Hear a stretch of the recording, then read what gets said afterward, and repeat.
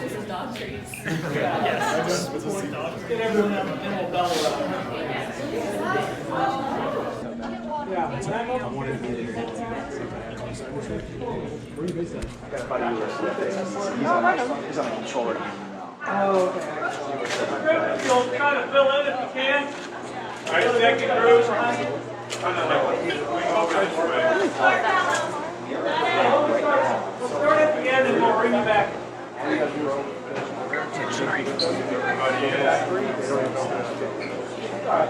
did it based on the girls. So we're going to take you down to the end and come back. Group one. Super secret. All right, so my name is Ralph Fritsche. I'm the Spacecraft Production Project Manager. And what I'm going to talk to you about is context. Everything you're going to see here today is all the stuff we're doing today, but how does that fit into the grand scheme of things when it comes to feeding astronauts, when we start talking about getting away from Earth, going to the moon and Mars and staying there, all right? So I use this on a whiteboard because over the past 12 months it's changed 7 times. But it actually now it's kind of become imprinted in the architecture of what we're doing for exploration. So pretty soon I'll be able to erase this more because there'll be formalized charts out of headquarters that kind of reflect a lot of this. But it shows a pathway where I start doing the ground research that you're going to see some of it here today. How I take that research then in my first opportunity to prove it out, whether it's hardware or the biology on the International Space Station in low Earth orbit. And then it's as we move away from low Earth orbit, I start getting to the gateway around cislunar space. How do I utilize that? Then at the surface of the moon, then on the missions itself to Mars, and then eventually on the Mars surface, right? So what am I trying to do? Ultimately, the food system that's on the International Space Station builds on a legacy of food systems that we've used from manned space going back to the first time that an American astronaut ate anything in space, and that was a tube of applesauce that John Glenn ate.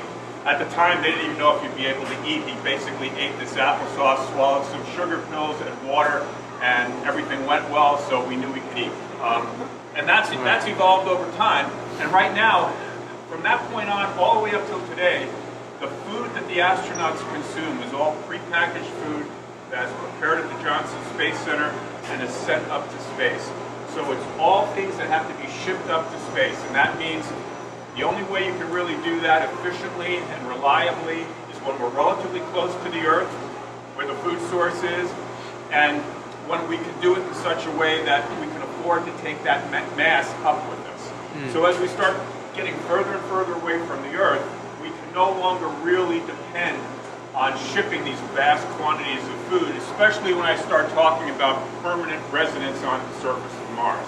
For the interim, it's always going to be prepackaged. When we first even get to the moon, it's going to be prepackaged food. The other challenge that comes with why you need to supplement the diet is the fact that when I start talking about missions to Mars, I'm talking missions in excess of 3 years potentially. And that means that certain vitamins and nutrients inherent in that food are going to degrade over time. Just food has a shelf life whether it's here on the Earth or in space. We're trying to do everything we can to extend that shelf life, to buy us margin, but ultimately we know we have to supplement the diet. So the first steps are going to be all about dietary supplementation. And that means pick and eat types of plant crops for the most part. Pick and eat crops require no processing, no preparation. Salad type crops that the crew can just pick and consume makes it the easiest thing for them to start off with, especially since on the International Space Station there is no oven, there is no refrigerator, there's no processing or kitchen equipment. The only time in the history of the space program we were fortunate to have that capability was back on Skylab, but that was in the early 70s. We do not have that now.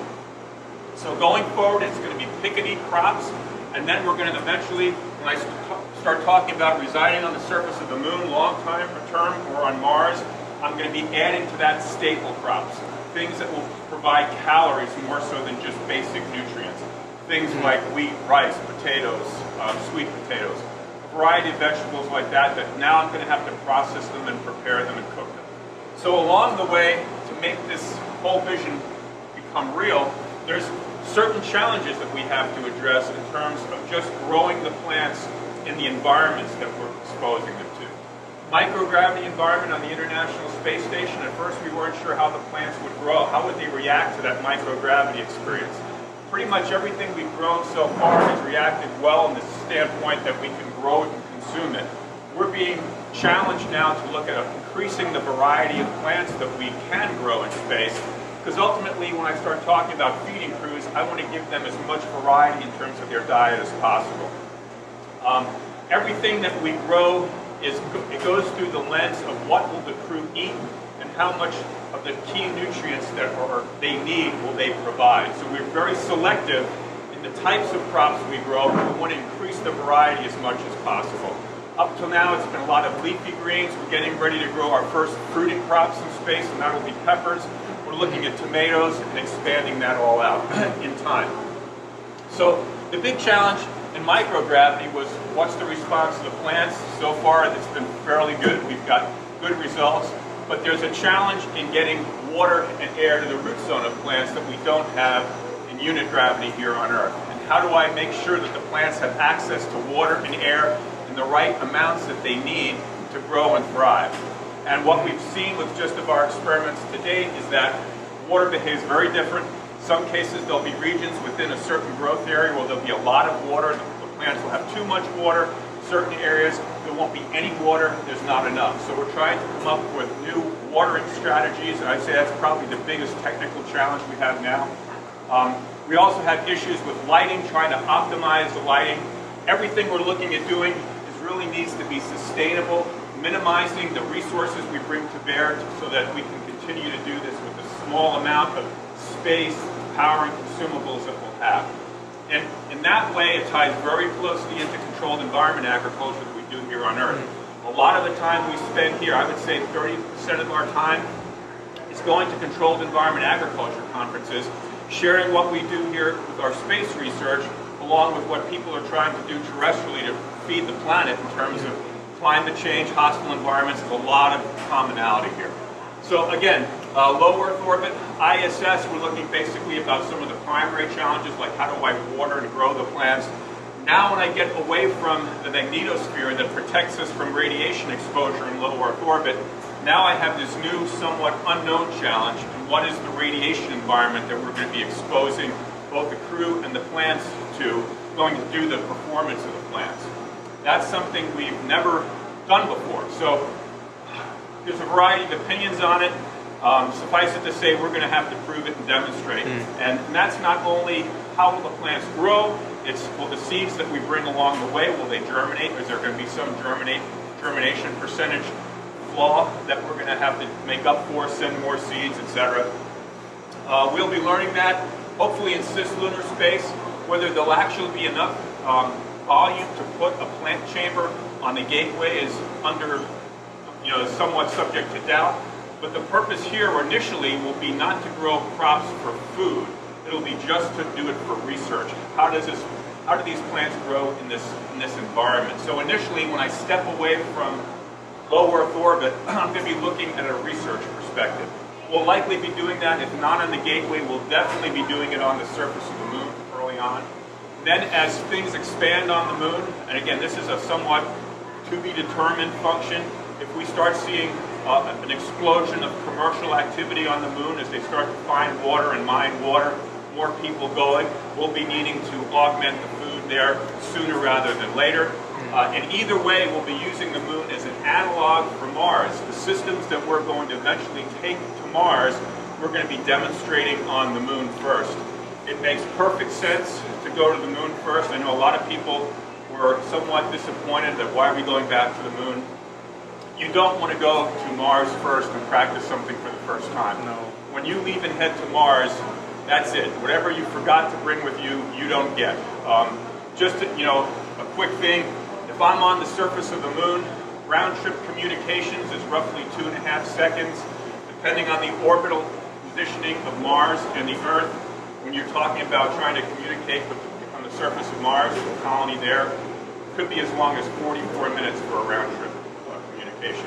So the whole paradigm we work under, where we have this close access to Earth, I could be back from the space station if there was a problem in a matter of hours. I'm looking at on the moon, or On the moon, it's days. On Mars, it could 9 months. be months, right? So there's a whole paradigm affecting how we shift in terms of how we actually devise and develop our systems. From a plant perspective, though, ultimately we're looking at the end state of having, self-serving colonies on Mars and on the moon, where I can actually have a bioregenerative life support system, where I can basically take the air that we breathe, use plants as a filter for that air, maintain something as sustainable and closed loop as possible. So with the time I have left, any questions? Did you appreciate the way the Martian handled the potatoes and the growing of food that way? I thought it was interesting. It was funny. It wasn't real. Just curious. Yeah, no, it was good. From my perspective, that served a great purpose for us because it brought that front and center to the public.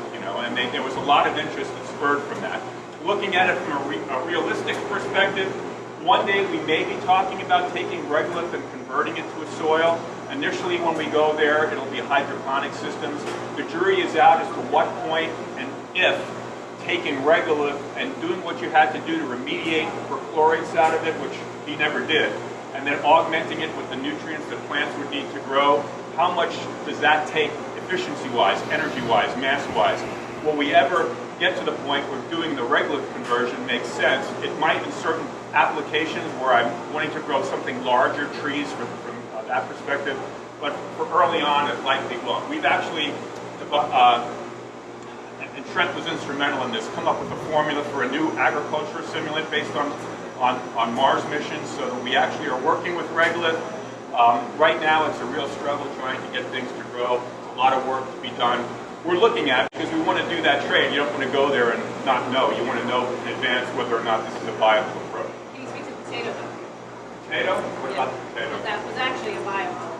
Potatoes So potatoes would be a good source. Now, I did see a chart that one of the nutritionists at the Johnson Space Center put out that said if you were Matt Damon and you had to live on those potatoes for that amount of time, it was a whole list of all the biological and medical maladies you would have incurred from doing that, and you probably would have died from one of them along the way.